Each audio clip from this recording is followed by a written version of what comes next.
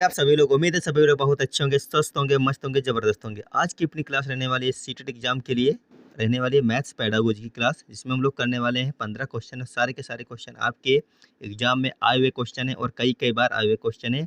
उम्मीद है आप लोग इनको अच्छे तरीके से कर पाएंगे और कम से कम 15 में से 10 क्वेश्चन सही करने की कोशिश जरूर करेंगे। आपके सामने क्वेश्चन नंबर 1। क्लास अच्छी लगे तो वीडियो को लाइक करना है तो चैनल को सब्सक्राइब करके जरूर जाइएगा, क्योंकि आपके लिए यहाँ पर नियमित रूप से हम क्लासें लेकर के आ रहे हैं और आपके प्रीवियस ईयर क्वेश्चन जो आपके एग्जाम में अभी तक कई बार जो क्वेश्चन बन गए हैं वही क्वेश्चन हम लोग अपने इस क्लास में करते हैं। क्वेश्चन नंबर 1 पढ़िए सभी लोग। लिखा है एनसीएफ 2005 के अनुसार प्राथमिक स्तर पर गणित शिक्षण का मुख्य उद्देश्य क्या है। आपसे पूछा गया है एनसीएफ जो आपका 2005 में आया था, उसके अनुसार प्राथमिक स्तर पर यानी 1 से कक्षा 5 तक के स्तर पर गणित शिक्षण का मुख्य उद्देश्य क्या है। पहला ऑप्शन है यहाँ पर बच्चों की सोच का गणितीकरण करना, जबकि दूसरा ऑप्शन है गणित में निपुणता प्राप्त करना, तीसरा ऑप्शन है उच्च स्तर की गणित के लिए तैयार करना, चौथा ऑप्शन है शब्द समस्याओं को हल करना। तो क्या यहाँ पर आपका ऑप्शन नंबर ए सही होगा, बी होगा, सी होगा या फिर डी होगा? आप लोग आंसर कर दीजिए एक बार सभी लोग। तो यहाँ पर जो आपका सही आंसर होने वाला है वो आपका हो जाएगा ऑप्शन नंबर ए, बच्चों की सोच का गणितीयकरण करना। ऑप्शन नंबर ए यहाँ पर आपका सही माना गया है। गणित में निपुणता प्राप्त करना ये आपका होगा नहीं यहाँ पर, क्योंकि हर बच्चे को आप गणित में निपुणता प्राप्त नहीं करवा सकते हैं। उच्च स्तर की गणित के लिए तैयार करना ये भी आपका गलत है। शब्द समस्याओं को हल करना ये भी आपका यहाँ पर गलत हो गया। अगला क्वेश्चन है वैन हिले के सिद्धांत के अनुसार एक बच्चा जो आकृतियों को उनकी बनावट के आधार पर पहचानता है वह किस स्तर पर है। तो आप लोगों को आंसर करना है। यहाँ पे 4 ऑप्शन दिए गए हैं आपके, बताइए इनमें से कौन सा सही होगा। वैन हिले के सिद्धांत के अनुसार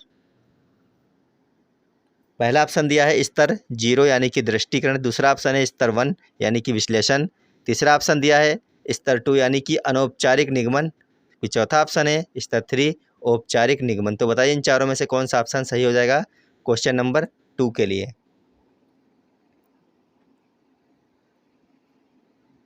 तो यहाँ पर जो आपका सही आंसर रहने वाला है वो आपका हो जाएगा ऑप्शन नंबर ए, 0 क्या है उसका स्तर 0 है, दृश्यकरण यहाँ पर होने वाला है। ऑप्शन नंबर ए आपका सही हो जाएगा। चलते हैं अपने क्वेश्चन नंबर 3 पर। क्वेश्चन नंबर 3 है गणित में त्रुटि विश्लेषण यानी कि एरर एनालिसिस क्यों महत्वपूर्ण है। चाहे गणित हो या फिर अन्य कोई सब्जेक्ट हो, सब में क्या है एरर एनालिसिस क्यों महत्वपूर्ण है आपको ये बताना है। पहला ऑप्शन लिखा है बच्चों की सोचने की प्रक्रिया को समझने के लिए, दूसरा ऑप्शन है कमज़ोर छात्रों की पहचान करने के लिए, तीसरा ऑप्शन है सजा देने के लिए, चौथा ऑप्शन है लापरवाही रोकने के लिए।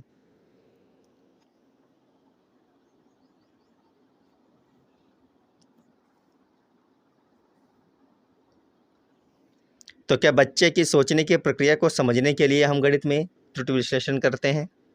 हो सकता है ऑप्शन नंबर ए, लेकिन हमें आगे भी देखने हैं। दूसरा ऑप्शन लिखा था कमज़ोर छात्रों की पहचान करने के लिए, नहीं आपका ये आपका बी वाला हो गया गलत। तीसरा है सजा देना, दंड देना या फिर किसी चीज़ को दोहराना, रटवाना, ये सब कैसे होते हैं निगेटिव आंसर में आते हैं, ये आपके कभी भी पॉजिटिव आंसर में सही नहीं हो सकते हैं। लापरवाही रोकने के लिए भी आपका गलत हो गया। तो आपका सही आंसर हो गया यहाँ पर ऑप्शन नंबर ए, बच्चों की सोच की प्रक्रिया को समझने के लिए। क्वेश्चन नंबर 4 यहाँ पर प्राथमिक स्तर पर पैटर्न सिखाना क्यों जरूरी है।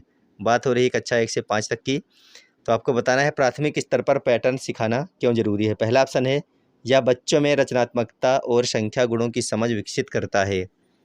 दूसरा ऑप्शन लिखा है यह समय बिताने का तरीका है।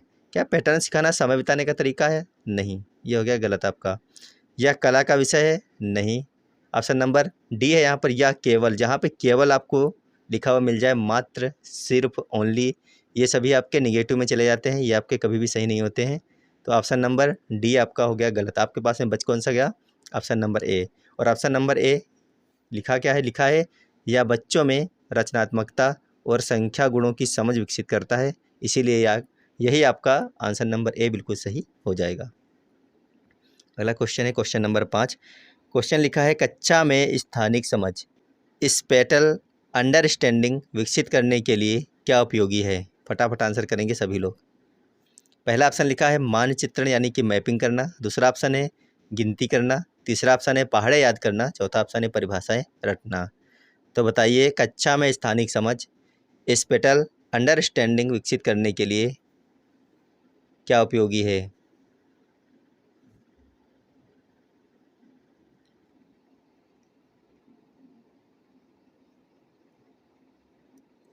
तो क्या गिनती करना यहाँ पर उपयोगी रहेगा? नहीं। पहाड़े याद करना, परिभाषा रटवाना, रटवाने वाला हमने आपको बताया था, याद करवाना हो, रटवाना हो, ये सभी निगेटिव आंसर रहते हैं। आपका है सही क्या है? मैपिंग करना सही है, मानचित्रण आपका सही हो जाएगा।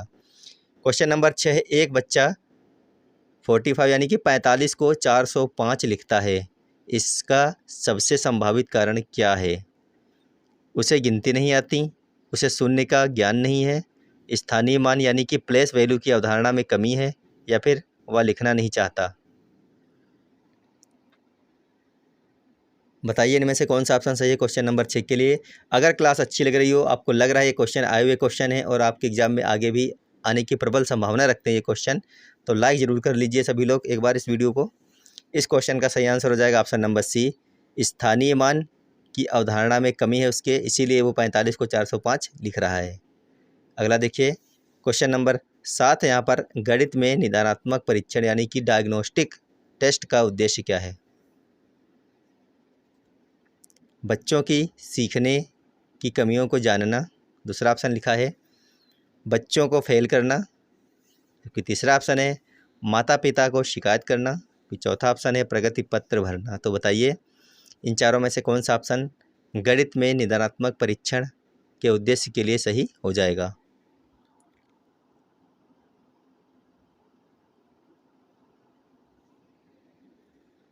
तो यहाँ पर जो आपका सही आंसर हो जाएगा वो हो जाएगा ऑप्शन नंबर ए, बच्चों की सीखने की कमियों को जानना।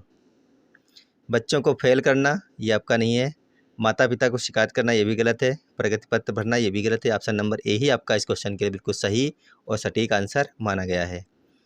अगला क्वेश्चन है क्वेश्चन नंबर 8, लिखा है अबेकस का प्रयोग प्राथमिक स्तर पर किसमें मदद करता है? फटाफट आंसर करेंगे आप लोग। अबेकस का प्रयोग प्राथमिक स्तर पर किसमें मदद करता है?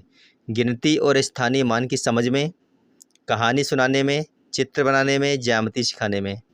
तो अबेकस का प्रयोग प्राथमिक स्तर पर गिनती और स्थानीय मान की समझ में प्रयोग होता है और इसी में इनका मदद करता है। अगला क्वेश्चन है क्वेश्चन नंबर 9, क्वेश्चन लिखा है इंडक्टिव मेथड यानी कि आगमन विधि में हम कैसे बढ़ते हैं?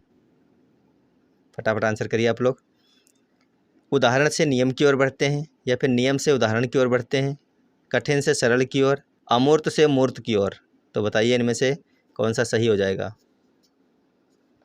आंसर कर दीजिए एक बार सभी लोग क्वेश्चन नंबर 9 के लिए।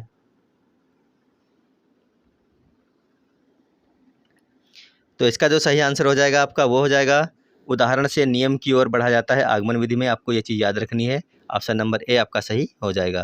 क्वेश्चन नंबर 10 देखते हैं हम लोग क्या है। प्राथमिक स्तर पर गणित की पाठ्य पुस्तक कैसी होनी चाहिए? आप लोगों को बताना है कक्षा 1 से जो 5 तक का आपका स्तर होता है प्राथमिक स्तर, इसकी जो गणित की पाठ्य पुस्तक है वो कैसी होनी चाहिए?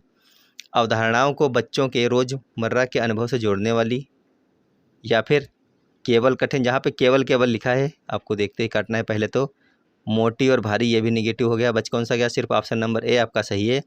अवधारणाओं को बच्चों के रोज़मर्रा के अनुभव से जोड़ने वाली होनी चाहिए, ऐसी पाठ्य पुस्तक हो जो कि बच्चे के रोज़मर्रा के अनुभवों से जुड़ी हो। अगला क्वेश्चन देखिए, लिखा है जियो बोर्ड के शिक्षण के लिए एक प्रभावी उपकरण है। जियो बोर्ड किसके शिक्षण के लिए एक प्रभावी उपकरण है? आपको बताना है कि ज्यामिति, आकृतियाँ और उनकी विशेषताएँ, संख्या गणना, प्रायिकता, या फिर बीजगणित। बताइए इनमें से कौन सा ऑप्शन सही है क्वेश्चन नंबर 11 के लिए। तो यहाँ पर आपका सही आंसर हो जाएगा ऑप्शन नंबर ए, ज्यामिति, आकृतियाँ और उनकी विशेषताएँ। ऑप्शन नंबर ए अगर आप लोगों ने कर लिया तो आपका बिल्कुल सही हो जाएगा। अगला क्वेश्चन देखिए, क्वेश्चन लिखा है गणितीय खेल और पहेलियाँ मदद करती हैं। आपको बताना है गणितीय खेल और पहेलियाँ किस चीज़ में मदद करती हैं। पहला ऑप्शन लिखा है गणित के प्रति सकारात्मक दृष्टिकोण विकसित करने में, कक्षा में शोर मचाने में नहीं, शिक्षक का समय बचाने में, ये भी गलत हो गया। केवल जहाँ पे लिख जाए उसके आगे पढ़ना ही नहीं है, केवल के आगे आपको पढ़ना ही नहीं चाहिए। तो आपके पास में बच गया ऑप्शन नंबर ए, गणितीय खेल और पहेलियाँ मदद करती हैं गणित के प्रति सकारात्मक दृष्टिकोण विकसित करने में। ऑप्शन नंबर ए आपका सही हो जाएगा। क्वेश्चन नंबर 13 लिखा है ह्यूरिस्टिक विधि यानी कि ह्यूरिस्टिक मेथड का अर्थ है स्वयं खोज करना, रट्टा मारना, शिक्षक की नकल करना, गृह कार्य करना। रट्टा मारना, शिक्षक की नकल करना आपको पहले बताया था, ये सब होते हैं negative answer. Option number D लिखा है गृह कार्य करना, ये कोई ह्यूरिस्टिक विधि का मेथड नहीं है। ह्यूरिस्टिक विधि का अर्थ होता है स्वयं खोज करना। ऑप्शन नंबर ए यहाँ पर आपका सही हो जाएगा।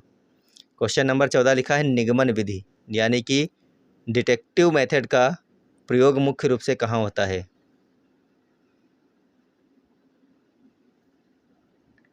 बताइए, निगमन विधि का मुख्य रूप से प्रयोग कहाँ होगा? सूत्रों का प्रयोग करके प्रश्न हल करने में, या फिर नई खोज करने में, कहानी सुनाने में, खेल खेलने में? क्या खेल खेलने के लिए भी निगमन विधि का प्रयोग हम करेंगे? नहीं। कहानी सुनाने में नहीं, नई खोज करने में नहीं। किसके लिए करेंगे? सूत्रों का प्रयोग करके प्रश्न हल करने में हम निगमन विधि का मुख्य रूप से प्रयोग करते हैं।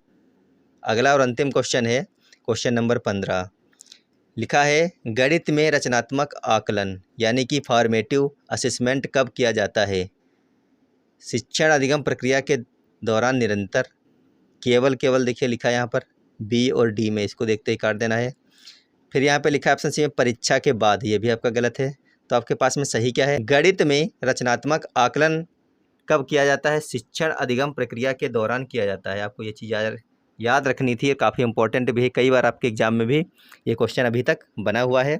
उम्मीद है आपके 15 में से कम 10 क्वेश्चन जरूर सही निकले होंगे, और अगर 10 सही निकले हैं तो बहुत अच्छी बात है। मिलेंगे आपको अगली क्लास में, जब तक के लिए आप लोग इस वीडियो को लाइक कर लीजिए। चैनल पर नए आए तो चैनल को सब्सक्राइब जरूर करके रखिएगा, क्योंकि आपके लिए बहुत ही इंपॉर्टेंट और बेहतरीन क्लासें हम लोग लगातार लेकर आ रहे हैं और आगे भी आपके लिए लेकर के आते रहेंगे। धन्यवाद।